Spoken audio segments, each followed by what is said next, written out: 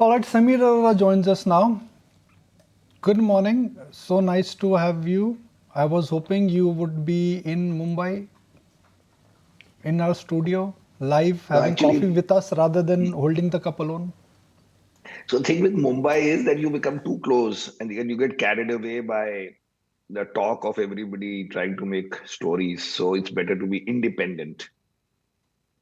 Your independent view on the market, given that the budget has come and gone and changes have happened on the taxation front, do you think this could directionally change the market move? That is the most important No, question. no, directionally nothing changes the market so easily because we know in real life that every market in the world goes up more than the fixed income market of that same country by 4-5% per annum. This is nearly, you can say, cast in stone over the long term. But you waste opportunities and you waste time, and therefore the compounding changes a little bit. But directionally, everybody knows that equity markets, not India, I think even China and Philippines and Thailand and US and everywhere will go up over time. That over time has to be defined. Okay. So, how do you see the impact of the taxation structure? Could it impact P multiples? Could it impact flows? Or you think this is something which is yesterday's story, not tomorrow's trend? So my point is that let's look at, say, this company. Let's say Infosys, which recently declared their results, and they improved their whatever that bracket by 1% or 0.5%, and therefore people maybe made estimates of EPS change and the stocks went up down 5-10%. You see that for every sector. If today levers instead of growing 4% had grown some 5%, you would have the stock would have been up so much because you would have assumed that this is an EPS changing event for the next few years. Obviously not forever, because who knows what will happen after 3 years. So yesterday, from an investor point of view, there was forever an EPS reduction, forever, which means, let's say, previously, if investor calculates his own EPS, he had 100 rupees profit and he would give away tax of, let's say, 50% short term, 50% long term. So he was paying 12.5% tax and then maybe 2% surcharge. So he was paying 14.5. So his EPS was 86.5, correct? 14.5 cut. Now you've cut whatever 12.5 plus 20 divided by 2, whatever 16 point something 18. So your EPS is now 82. This is for life. Unlike all these earnings you estimate, where you say that somebody beat the market by 0.1% and 0.3%, and the stocks go up and down 5%. Here, the same fellow comes and says it doesn't matter, that what is my EPS? I think that is the extent. So it is a 5-6% type event because your new, just like you analyze companies, you can analyze yourself. It's the same thing. Even otherwise, when we analyze EPS of companies, actually we are effectively saying that if I buy 1,000 shares of that company, what is my EPS of my portfolio? And what is the weighted average EPS? Because I have a portfolio of 20 companies with different weights. So that EPS has fallen by 5%. So in big picture sense, you should fall 4-5% and then you move on, but that is forever. That 5% you are not supposed to recover. That's what it is. Samir, hi, morning. Firstly, both tactically as well as your long term portfolio, has the budget made you rethink or change anything at all? Yes. It had made me think even before a little bit. That was that, and which I've said on TV, I say everything, and now we even have the mutual fund guys who do separately, but the research is from the same, that there was no way that the capex intensive kind of stories, which were railways and defense and all, can sustain. That was, we were saying before budget, that cannot be sustained. The expectations that were built in were beyond imagination. And even a very good budget with very good tax, even and no change on tax or whatever, could not have kept those stocks gone beyond plus minus a few months if it had been good on those accounts. Since those stocks have not even been mentioned, those companies, those sectors have not even been mentioned, I would think that the biggest shift that is happening is that the old capex and infra type stories will take a back seat. But the problem is that the other side, which are these basically consumer companies and gold companies and cigarette companies, they can't be leaders of the market. So according to me, the leaders of the market have to be chosen, and they'll be between, for us, it's financials, and little bit now we'll also buy IT, and it's IT and financials which will come back, which were the regular old horses of all our life. And IT may be a little less still, but just look at yesterday, Google, whose revenues in a quarter are more than $85 billion, grew its earnings 28%. So that is where growth is. So we should not take, I keep saying, India should not take it for granted.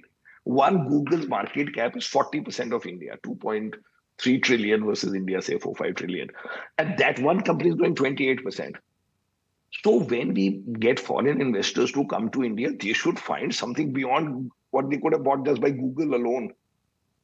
So that is why we should not be making it tougher from our side is my big picture. I am the biggest bull on India because I grow if India does well and I get money in my offshore fund and then we get it in our mutual fund and everything. But we should not do it like look at the growth, not necessarily the whole market, but big companies who five of them will be bigger than Indian market. Therefore, we say you cannot do like this, that buy this company and that company, and doesn't matter what the tax is and what the structure is and everything. Everything matters. Everything matters. Saying the big five will continue to come from IT and financials, right? I think financials first and then IT, primarily because if there are only 6, 7 sectors in say big picture sense, then some of those sectors have done well, but they needed bigger dreams, bigger stories, bigger imagination to upgrade things, and that obviously is becoming more and more difficult, even if it had been very good and focusing on them in that sense. So therefore, the things have changed a little bit. Like for 5, 7. My theory has always been that we own say 35, 40 stocks. If we change 5 stocks, which together are say some 8, 10, 12% of the market of the portfolio, then you are adapted to the new times. So in that sense, yes, we have adapted a little, and maybe we need to adapt maybe 1 or 2 stocks here or there, and then we'll say after 2 weeks that we are thinking this is the environment and this is our stock, because these changes happen, these tipping points or turning points happen because of events, because of something going out of control. Like for 2, 3 years, we were zero in IT, and then we bought some of these infra type, this railway defense types. I think all those I think are relatively over now. I mean, I'm curious, why is it that you have this kind of conviction? I mean, you just talked about Google, then the play should be Anantraj because that's where the MOU has been signed for We a have data center. I'll tell you why. Because the order visibility has still not come in for IT. possible. I didn't know about the company. As I said, I know about the company, but we have not, we don't do like this is data. So find 33 companies with data selling cable from selling pin to selling electric bulbs in the data center. We don't do all that kind of stuff. We have grown beyond that. No, I get that. So that's exactly what I'm asking. What within IT commentary from the earnings so far, other than that surprise guidance uptick from Infosys, have you liked? No. I don't like IT, by the way. We are underweight IT. We have only 1 or 2 stocks. I was saying big picture, saying what are the changes. So we have to debate on those lines, because if you can do it 2 ways. Our way is elimination way, as you know. So in the elimination way, you can't buy more of some of these infra. You can't buy more of some of these PSUs. You can't buy more of some of these railway and defense. And mostly, then what is left? So there is consumer, IT, financials. In that, I think that the consumer, at least these kind of stocks where you had these one-off benefits, I don't think, because then now you'll say there'll be inventory losses, and then you will say, but 5 months ago also there was a 9% reduction in this thing, prices of gold or whatever, and then in the end we'll say that when the prices were high or the prices were low, people used to say that the people have a defined budget, say 20 lakhs or 10 lakhs. So whatever gold they get in it, they buy. It is not that their budget goes up and down. And then we will say that this is preponement from next quarter to this quarter. And in the end, underlying growth is what it is. 5, 7% can change the stock price for one day. I don't think it changes business for more than 1 month. That's what I'm saying. There are more permanent things happening. So on IT was right now, as I said, we have only reached by elimination. We don't know exactly whether to completely reject it like we did for 2.5 years. And that reason for that is a lack of other sectors being very obvious.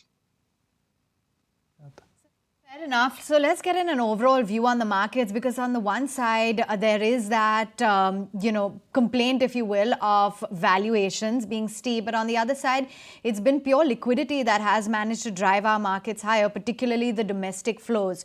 So what's in store going forward? Will this sort of liquidity gush continue? So, as a purist, I would think that we should think like this. Not that I'm a purist, but generally, at least conceptually, we should think like this, that liquidity is coming because the market is attractive. We should not think that liquidity is coming because people have liquidity. Because in theory, they could have gone when, particularly when foreign investors used to invest, and people would say there's liquidity. I used to say that, but why do they choose to come to India and not go to some other country? Which means, relatively among all their choices, India was a better market, better opportunity, and that is why the liquidity chose that market. So let's look at it like that. In that sense, the local people are choosing the market. We should not interpret, although I agree in the short term it is like that, we are going up because people are giving money. Then we can't do the job ourselves. Therefore, the best way to look at it is in two ways: that the investor, even local investor, has chosen equities because he finds it better than others, which means it is better. So that is the first thing that you need. And second is that within a market, all the time, some one third of the market is doing significantly better than the market. So it's a relative game within those 500 stocks where to go. Let's say we're talking about the NSE 500 index, and you choose a few, change a few. Some stocks don't change so easily. And some on the margin, because of policy changes, because of having gone up too much, because of whatever ABC, you change 5, 7 stocks, 10. But that means about 20%, 15% of the portfolio, or 10% of the portfolio, and you feel that you are ready for the new environment. That's why I totally reject this idea we buy stocks for 25 years. Nobody can see 25 years. But in the end, you end up holding many stocks maybe for 10, 20 years because they continue to do well while you were holding them. But for anybody to come in, I buy a stock once and then I don't look at them and I don't change them and all that, according to me, is complete nonsense. Samir, so do you think there could be a change of direction in PSUs, whether it's defense or railways? I mean, do you think they've peaked out and they've peaked out for several years where these peaks will be difficult to come again? In a big picture sense, could be, yes. But in a small picture sense, for now, because we don't know, we would say that their outperformance cannot be at the level, because for that outperformance, or even outperformance, forget about at that level, for outperformance, because in the end, you need, when you are saying capex and then you make the stock price double, then your capex should go up 50%, your orders, that is. And then if you again make the stock go up, then they should increase again. You have to keep that momentum forever then. If you have stocks, for example, if Indian stocks are up more than Nvidia, and Nvidia actually at this price might be cheaper than what it was, say, 2 years ago, which means in theory, at least during this period, the earnings changes were higher than the stock price. And in India, we only have stock price. Without the underlying earnings going up even 10, 15, 20%, how can it be? Beyond a point, you can do it because somebody's rigging it, or you can do it because the float is low. And we have seen rigging and we have seen circular trading. We have seen everything in our life in the last 30 years. So if something goes up 20 times and 30 times, oh, please, nothing goes up like that. So, Samir, what takes you to Nice? We can see it's not even early morning, or just about early morning I there? anyway get up. I get up at 5:30 even in Singapore. So I always get up. So I'm okay. That's why I didn't mind when you guys said 6 a.m., whatever. This thing. Okay. All I have to do is shave in the morning. That's the only difference. Okay, and wear a shirt. Okay, good having you, and enjoy your trip there. If you like this video, then like, share and subscribe to ET Now.